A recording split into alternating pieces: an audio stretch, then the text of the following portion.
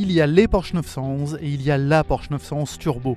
Depuis 1974, cette déclinaison fait vibrer l'imaginaire de tout amateur d'automobile d'exception, de par ses promesses de performance absolument hors normes, délivrées dans un écrin parfaitement utilisable au quotidien. Et l'une des forces de la 911, qui explique aussi sa longévité exceptionnelle, est de proposer un niveau de performance toujours plus élevé en intégrant les meilleures solutions technologiques.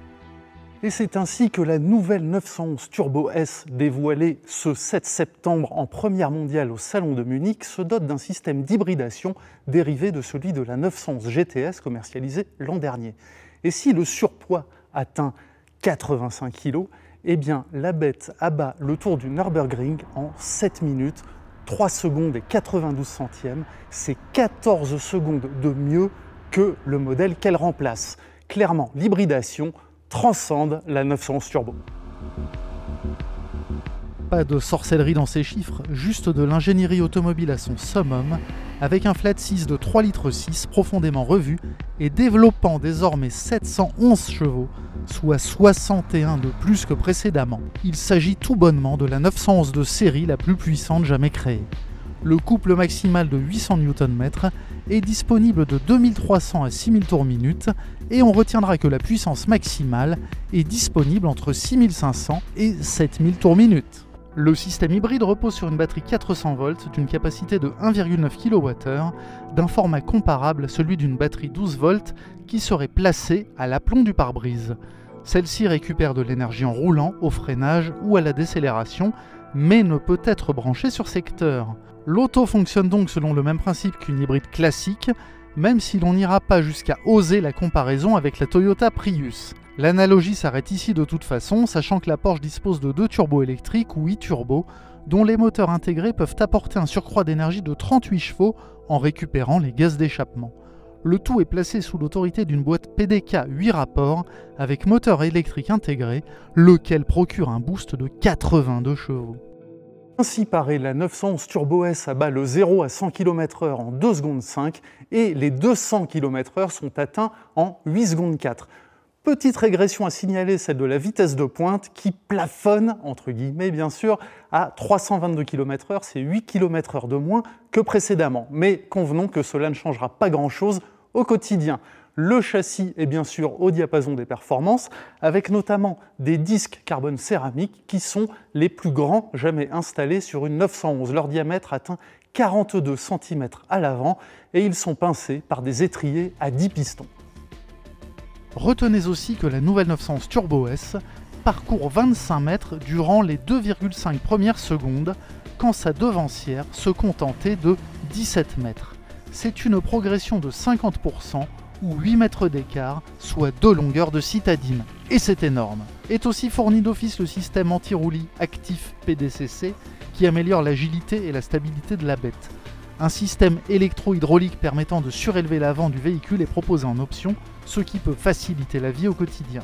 L'aérodynamisme est une autre donnée clé sur une voiture de ce type. Au menu notamment, des lamelles verticales actives intégrées au bouclier, un aileron arrière extensible et inclinable, ou bien encore un diffuseur avant actif. Le tout permet de réduire la traînée jusqu'à 10% par rapport à la 992 Turbo de première série. On retiendra aussi qu'en mode wet ou mouillé, si vous préférez qu'on parle en français, les volets avant se referment pour protéger les disques de frein des projections d'eau excessives. Enfin, Porsche annonce avoir conçu un système d'échappement optimisant la musicalité de la mécanique. Collecteur et silencieux se composent de titane, matériau à la fois résistant et léger, ce qui permet un gain de poids de 6 kg par rapport à précédemment.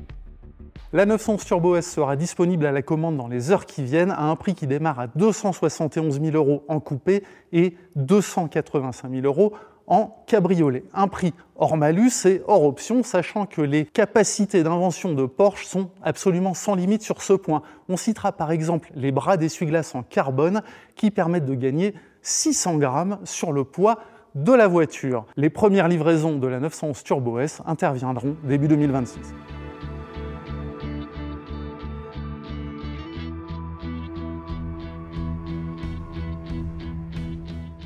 So it's crazy to see that you won 14 seconds over the previous model. Are you a kind of sorcerer, or what did you do? Yeah, it's something we're very proud of. If you break down those 14 seconds, they are mainly part due to the new T-hybrid system. Let's talk about 5 to 6 seconds, something like that.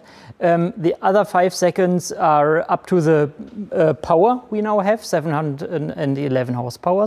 And the rest, we're talking about 4 seconds, is down to one key, the tires. And the whole suspension, they got better, let's talk about 2 seconds, and the other 2 seconds are roughly down to the PDCC system. So now our new electro-hydraulic Porsche Dynamic Chassis Control is even more precise and more faster because it's now connected to the T-hybrid system. So it sums up to 14 seconds, and we are very proud of this number. Did you expect such an improvement?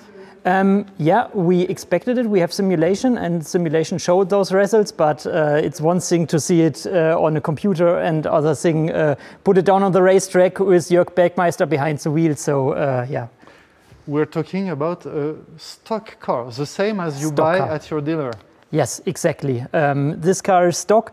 It stands on Pirelli P0R tires, and they are very performant, but they are no ultra-high performance tire. They are exceptional in every condition. You can go with them in wet conditions, can go up the Alps in wet conditions, but you can also go on a racetrack. For example, if you're on a road trip and you're near the Nordschleife, do some quick laps, and then go out. So this is something of the supreme all-round concept of the 911 Turbo S.